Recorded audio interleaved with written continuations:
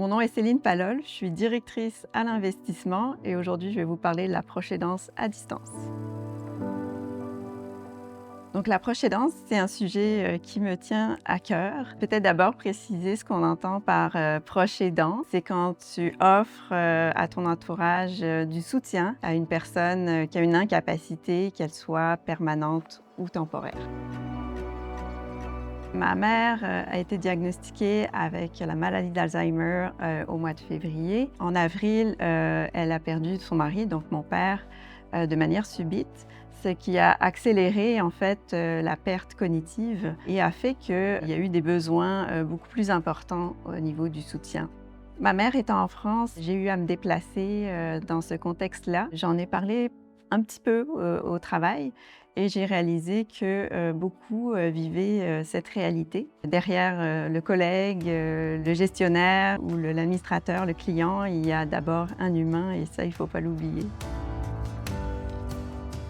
Dans le rôle de proche aidante à distance, il y a certaines choses qui m'ont quand même déstabilisée. La première, c'est qu'avec la maladie d'Alzheimer, les besoins, ça va beaucoup plus loin qu'une perte de mémoire, donc beaucoup de choses à mettre en place, à naviguer avec le système de santé. C'est sûr que j'occupe un poste exigeant en finance. Ça reste un défi pour concilier le travail et ce rôle de proche aidance à distance. La solution, en premier lieu, ça a été de trouver du support sur place. De la même manière qu'on dit que ça prend un village pour élever un enfant, ça prend également un village pour s'occuper d'un parent en perte d'autonomie. Ma façon de gérer ça, c'est de prendre soin de moi en faisant du sport, ventiler avec mes amis aussi, ça fait du bien, passer du temps dans la nature.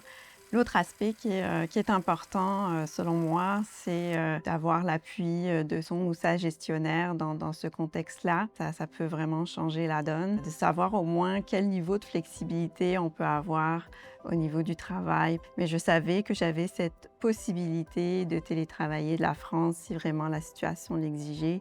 Et juste de le savoir, ça enlève un poids, puis c'était vraiment apprécié. Et souvent, on n'est pas tout seul là-dedans. Beaucoup de personnes de notre génération, notamment, sont pris un petit peu entre le soin des parents et le soin des enfants. Et puis juste, des fois, partager, ça peut être aidant, ça peut donner des idées, des ressources.